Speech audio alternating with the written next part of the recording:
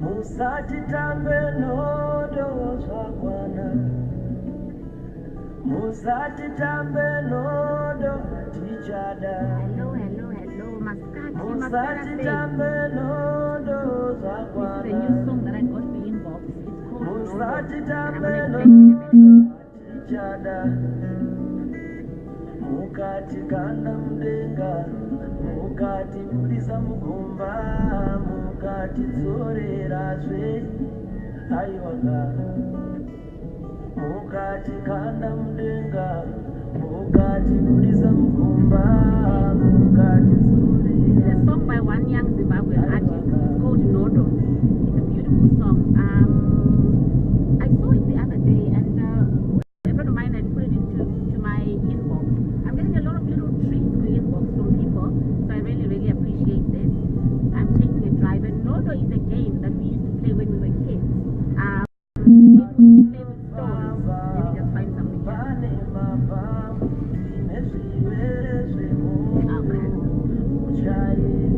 So Nodo is a game you play. You create a stone, and you create a hole in the ground, and then you have your stones. I think you have 10 stones that you have, and then you be playing. You throw the stone up in the air, and then you pull out all the stones, and then you throw the stone up in the air again, and then you put back the stones. And what you're aiming to do is to reduce the number of stones in the hole. It's a numeracy kind of a game which we used to play in Zimbabwe when we were younger. And my niece had a field day the other day. I was telling her about the childhood games that we play. You know, that little niece who did that funny little video teasing me and so on. So this guy is saying Musatambe Nodo Nesu. I think it's a little bit of a political song, but whichever way you look at it, it's a beautiful song, because there are some people as well Vanotamba Newe Nodo, because they're not keeping up with the times. So the most important thing, I think, is that you've got to understand what is happening on the political landscape, economic landscape, so that you can be relevant, so that you can find your place, you can find your niche. I hope you guys can hear me, because my technology is actually, I want this as a good. Hold on, let's see here. I've got my Bluetooth for safety. Give me a thumbs up if you can hear me. I can see that some of you are on. So I'm just taking a little drive going to where I'm going. I found this in my arsenal. Do you guys remember this item? Let me show you. This is how we used to make films in the olden days. This one's a Kodak one. And what you used to do, you used to have your manual camera. You put the film in, and then you start taking pictures. But you had to then take out the barrel, take it to a shop, and then they would process the images for you, and then they'll charge you quite a packet of money so that you could have your photographs. And I was laughing with one of my friends just the other day, because she was saying sometimes, you know, you would get a blank page as a photograph, whereas now we are in the digital age. You've got your cameras, your camera phones, and you can take a picture and edit right there, and then you don't need anybody else to do it for you. So we have to move with the times. So why am I talking about move with the times? My very first car, you guys, was a very archaic looking car. It was called an Allegro. An Allegro, if I was offered that car today, even if I was offered it for free, I definitely would not drive it. It's robust. How can I say? It looks like you know, those Morris Miners from the 70s, 60s and 70s. It looked like that. And I remember that I had an accident when I first bought the car. I think it was the very first week, because I was very stubborn. I didn't want anybody else to go driving with me because I had so much to prove. And so I had an accident. I hit into another car, a more modern car. I think this was 1994. That's when I got my driver's license. So I hit into that other car. There was no dent on the Allegro whatsoever. but the other car was pretty damaged. So what am I trying to say here is that nowadays I am traveling all over the place. I've got a more modern car. In fact, I've got a sports car. Why? Because I need efficiency. I need to be able to move from one place to another and know that I shall get there. I shall not have any breakdowns and so on, because my work depends on me being in a certain place at a particular time. So why am I talking about this? Examine the situations in your life, because there are certain things that you be participating in, not optimizing, using technologies of the past, or using solutions of the past which are no longer relevant to the time and place. And what you're basically doing is you're robbing yourself of opportunities. At the weekend, I was over in Ireland. It took me about an hour to drive to Heathrow, Terminal 2. I parked my car in the car park, and I wheeled myself into the departure lounge. I checked in.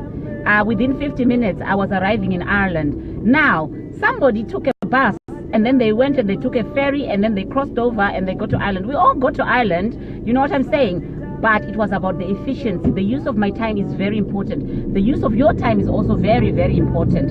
So let's examine the things that are in your life that you are thinking to yourself, is this viable? Is this worthwhile? You know, I'm concentrating on the road, but I wanted to just do this little clip because I am doing a certain work pattern that you know I absolutely hate.